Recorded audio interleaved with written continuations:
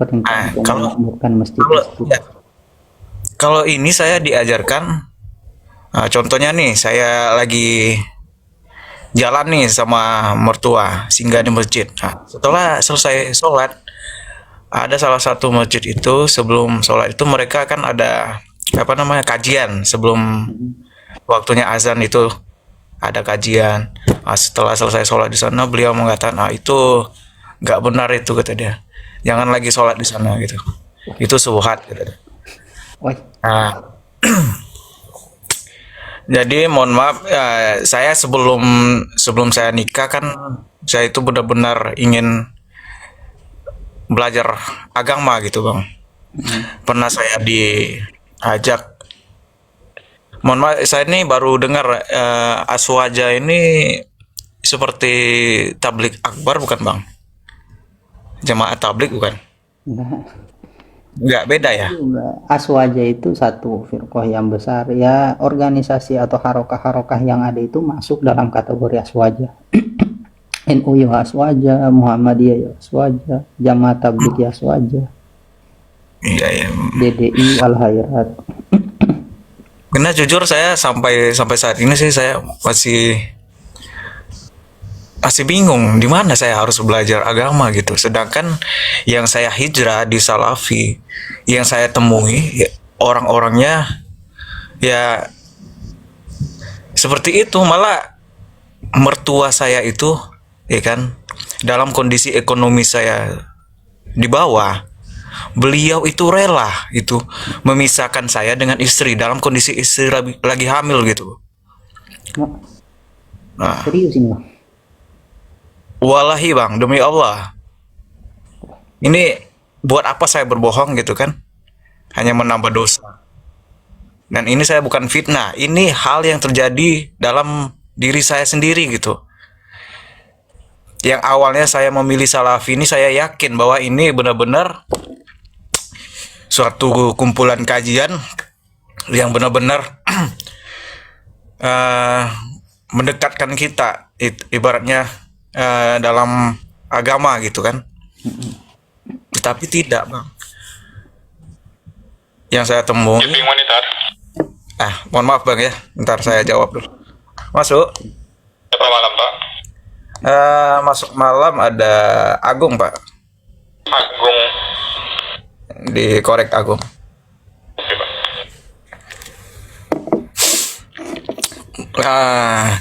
Jadi coba apa ada hadis dan dalil ya kan memisahkan anak dari suaminya yang dalam kondisi anaknya lagi hamil gitu.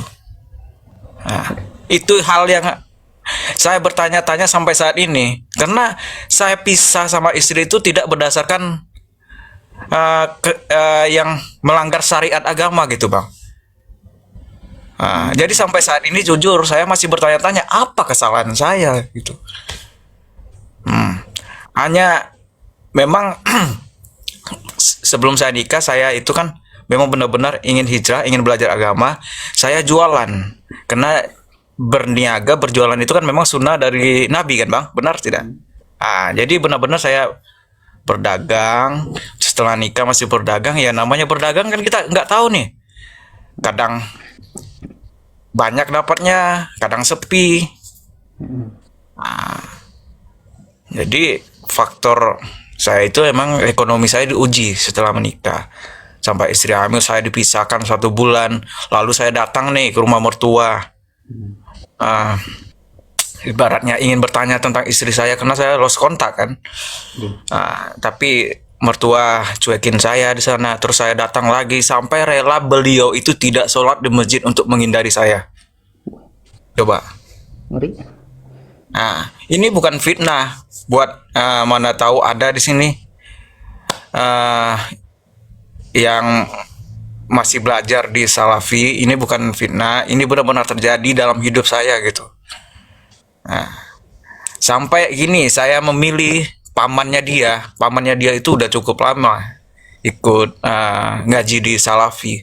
Saya hubungi beliau, saya tunjuk beliau itu sebagai mediator, ibarat mediasi untuk mempertemukan kami, untuk menyelesaikan masalah kami. Jawaban beliau apa? Saya tidak mau ikut campur urusan orang. Padahal beliau itu yang paling tua gitu, yang paling tua. Nah, jawabannya seperti itu.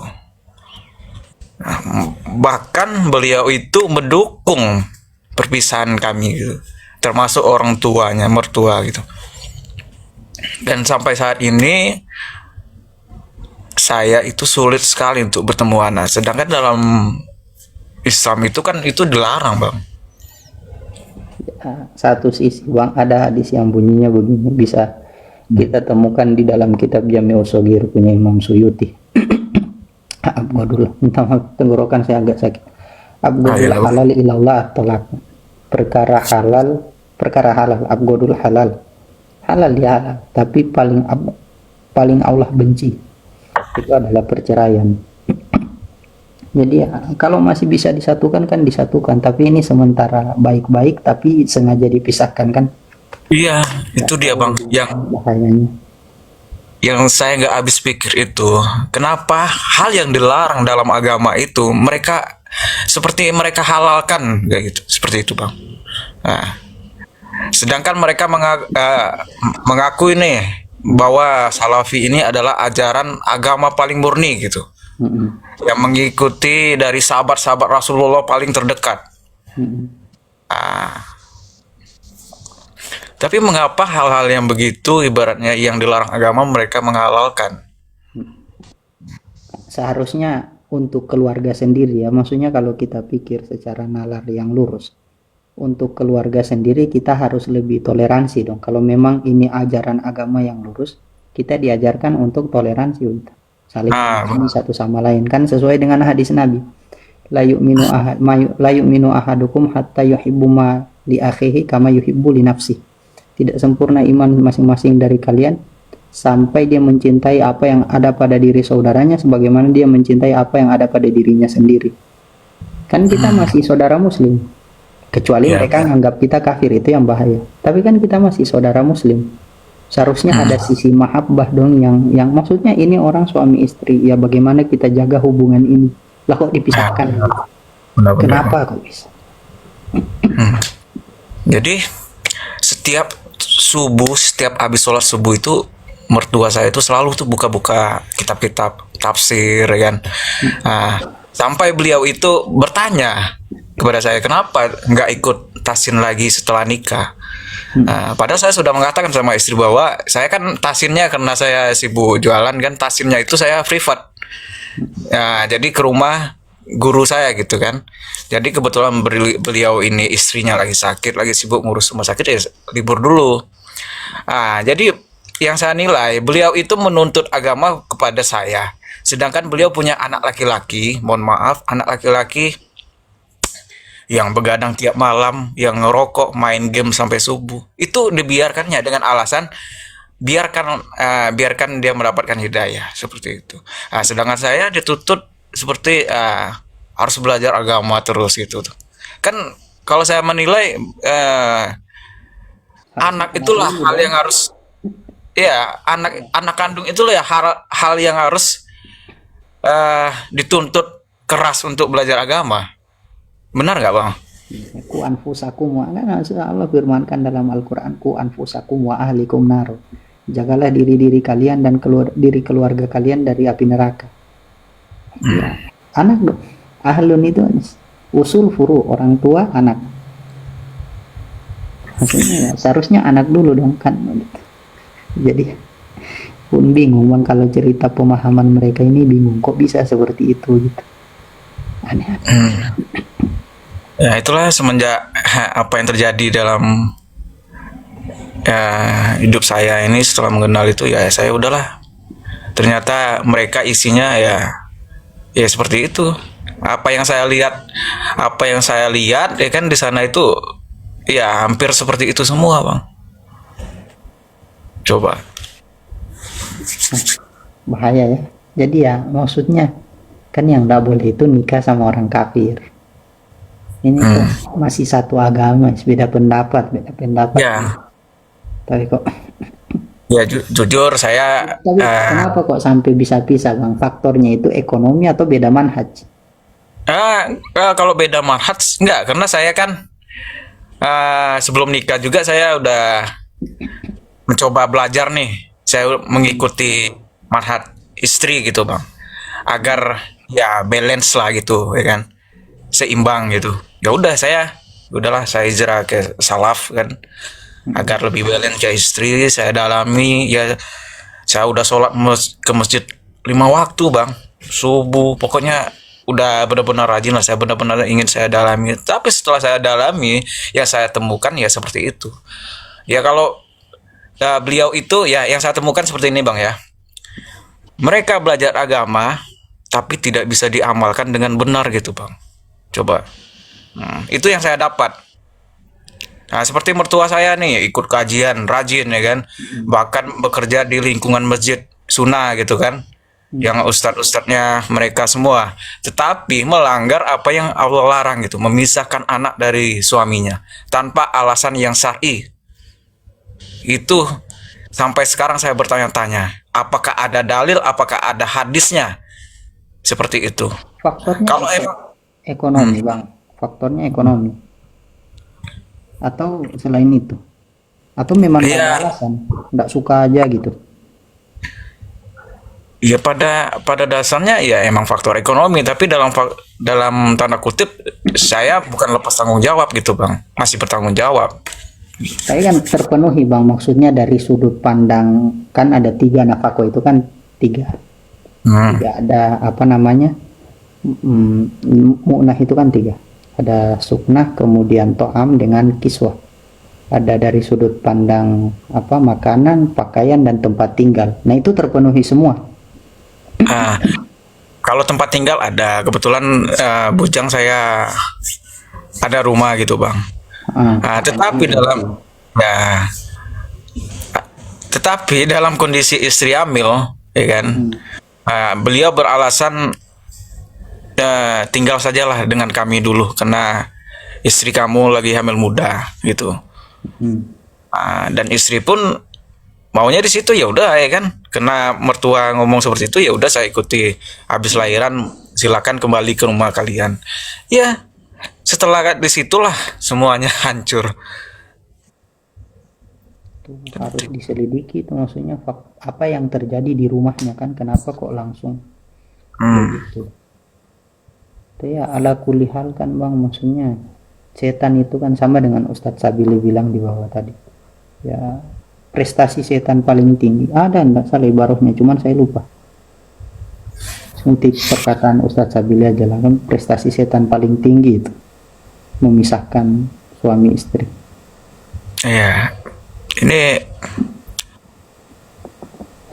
saya pernah, ya saya pernah bilang nih sama beliau,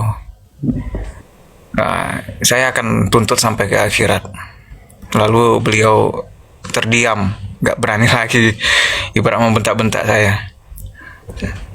Tapi ada gambaran masih bisa rujuk bang. Hah? Nggak bisa bang, ini udah putusan pengadilan, udah waktu pertengahan bulan puasa kemarin kami udah resmi pisah juga. Maksudnya kalau maksudnya seandainya mau balik terus nikah baru lagi masih bisa direstuin? Nggak bisa bang, udah nggak bisa lagi, udah sulit. Padahal nafkah terpenuhi semua ya, makanan, Iya. pakaian, tempat tinggal. Pada saat itu ya kan, nggak saya dipisahkan itu, saya berjuang terus bagaimana bisa komunikasi sama istri, ya kan. Lalu istri menggugat, ditolak sama hakim karena alasan memang istri lagi hamil belum lahiran, ditolak sama hakim, disuruh lahiran dulu. Menjelang itu kami benar-benar lost kontak. 3 bulan sebelum lahiran itu istri menghubungi saya minta maaf, bilang pengen berubah, pengen jadi istri yang baik ya kan. Karena saya sebelum dia minta maaf itu saya nggak bisa ngirim nafkah pun, saya nggak bisa, jadi nggak bisa mau ngubungin kemana gitu. Sedangkan mertua seperti itu, saya datangin ke rumah ditutup pintu gitu. Mau ngasih nafkah tapi memang nggak mau dikasih. Ya.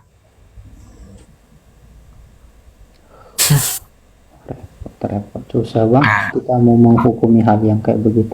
Ala kulli hal ya mukhalifu sunnah. Ya, saya Syariat itu dari sudut pandang mana kan dipisahkan itu.